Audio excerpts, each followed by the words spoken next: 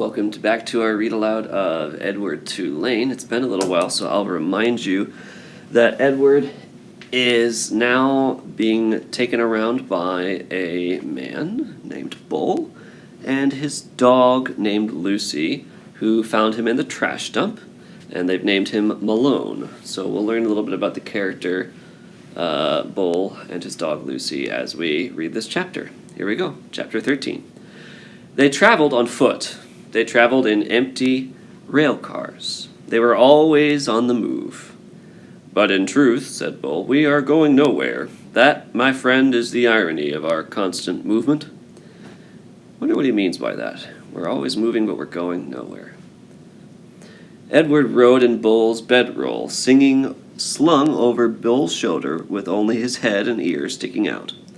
Bull was always careful to position the rabbit so that he was not looking down or up, but was instead forever looking behind him, at the road they had just traveled. At night they slept on the ground under the stars. Lucy, after her initial disappointment about Edward being unfit for consumption, that means after she got over the fact that she couldn't eat Edward because he wasn't a real rabbit, Lucy took a liking to him and slept curled up beside him. Sometimes she even rested her muzzle on his china stomach, and then the noises she made in her sleep, whimpering and growling and chuffing, resonated inside Edward's body. To his surprise, he began to feel a deep tenderness for the dog. Ooh, that's a new feeling. Edward loves a dog now, has tenderness in his heart for the dog. During the night, while Bull and Lucy slept, Edward, with his ever-open eyes, stared up at the constellations. That means at the stars. He said their names, and then he said the names of the people who loved him. He started with Abilene, and then went to Nellie and Lawrence, and from there to Bull and Lucy, and then ended again with Abilene. Abilene, Nellie, Lawrence, Bull, Lucy, Abilene. See, Edward told Pellegrina, I'm not like the princess. I know about love. That's interesting. Even though Pellegrina's not there, he's still thinking about what she said to him when she told Abilene that story about the princess who could not love. He's still thinking about her. There were times, too, when Bull and Lucy gathered around a campfire with the other tramps. Remember, a tramp is a person who chooses to live out on the road, or who has to live out on the road. They do not have a home. Bull was a good storyteller and even better singer. Sing for us, Bull, the men shouted. Bull sat with Lucy leaning against his leg, and Edward balanced on his right knee, and he sang from somewhere deep inside himself. Just as Edward could feel Lucy's whimpers and growls resonate through his body at night, he could also feel the deep, sad sound of Bull's songs move through him.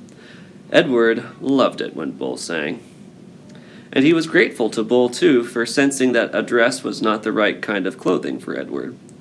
Malone, said Bull one night, it's not my desire to offend you or to comment negatively on your choice of garb, but I'm forced to tell you that you stick out like a sore thumb in that princess dress. And also, again, with no wish to offend you, the dress has seen better days. So, that was a very fancy way of talking. I wonder if Bull is more than meets the eye. If he has been through something that has caused him to go out and live on the road. He speaks with a very kind of highfalutin tone, a very kind of educated way of talking. Nellie's beautiful dress had not fared well at the dump or in its subsequent ramblings with Bull and Lucy.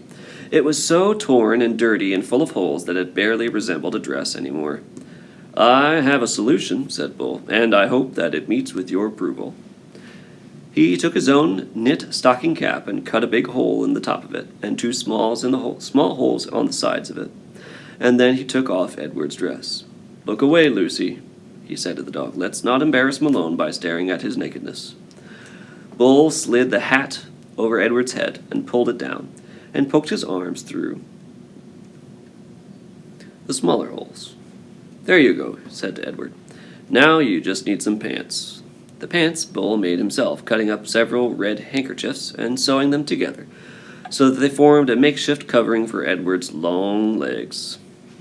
"Now you have the proper outlaw look," said Bull, standing back to admire his work. "Now you look like a rabbit on the run." Chapter 14 shows us a picture of Edward in his new outfit. We'll leave it there for now.